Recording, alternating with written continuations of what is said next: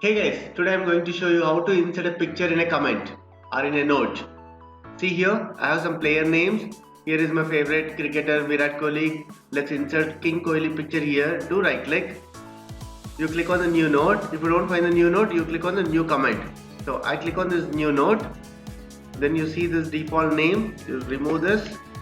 If you want, you can write anything. You click on this edges and format comment. Come to this colors and lines and click on this drop down of the color and click on the fill effects. Then go to picture, select the picture. Whether you select the picture from file or Bing, it's up to you. I have already picture. I selected this and I'm selecting the Kohli. Here is the Virat Kohli and insert and click OK and OK. That's it. You see this on hover of it, it is showing the picture. If this picture is very small, this game is very big, we want to see that Virat Kohli picture bigger.